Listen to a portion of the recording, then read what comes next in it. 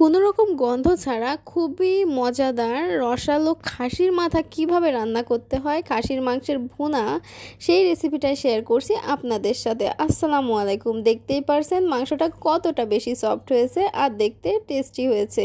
তো আমি কিন্তু রেসিপিটা আপনাদের সাথে শেয়ার করে দিচ্ছি, পুরো ভিডিও দেখুন।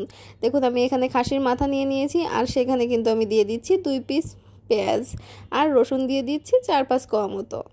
দিয়ে দিচ্ছি স্বাদ মতো লবণ, এরপর দিয়ে দিয়েছি 1 চামচ হলুদ, 2 চামচ মরিচের গুঁড়া, 1 চামচ ধনের গুঁড়া। এবার দিয়ে দিচ্ছি দালচিনি, লবঙ্গ, এলাচ, গোলমরিচ।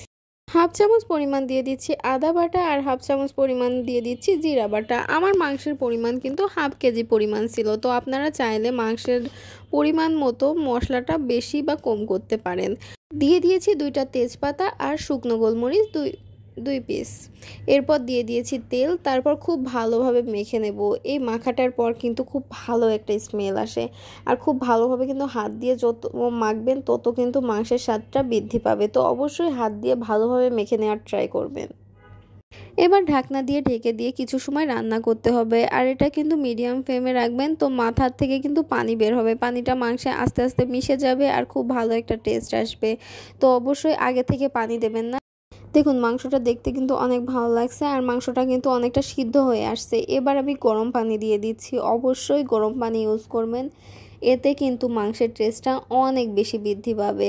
তো আমি এখানে 2 কাপ পরিমাণ গরম পানি করে নিয়েছি, তারপর দিয়ে ঢাকনা দিয়ে আবার ঢেকে দিয়ে দিয়েছি। এভাবে বেশ কিছু সময় রান্না করতে হবে। মাংসটা কিন্তু টাইম নিয়ে রান্না করতে হবে, না হলে কিন্তু টেস্টটা বেশি ভালো আসবে না। তো দেখুন মাংসের পানিটা কিন্তু অনেকটাই শুকিয়ে আসছে। এবার উপর থেকে ভাজা জিরা গুঁড়া দিয়ে নামিয়ে নেব। দেখুন কতটা সুন্দর একটা স্মেল চলে আসছে। যদিও আপনারা স্মেলটা নিতে পারছেন না, কিন্তু এটা কিন্তু দারুণ একটা স্মেল আসছিল। অবশ্যই বাসায় রান্না করে এই রেসিপিটা অবশ্যই ট্রাই করবেন, অবশ্যই। আর কেমন হয়েছে আমাকে অবশ্যই জানাতে একদমই ভুলবেন না। তো আজকের মতো এই পর্যন্তই, সবাই ভালো থাকবেন। আর হ্যাঁ, আমার চ্যানেলটাকে যদি এখনও সাবস্ক্রাইব না করে থাকেন তাহলে এখনই সাবস্ক্রাইব করে পাশে থাকা বেল আইকনটি অন করে দিন, যেন পরবর্তী ভিডিওগুলো আপনারা সবার আগে পেয়ে যান। আজকের মতো এ পর্যন্তই, সবাই ভালো থাকবেন। আবারও ঈদ মোবারক। আর হ্যাঁ, আমার জন্য অবশ্যই দোয়া করবেন। আল্লাহ হাফেজ। বাসায় কিন্তু ট্রাই করবেন।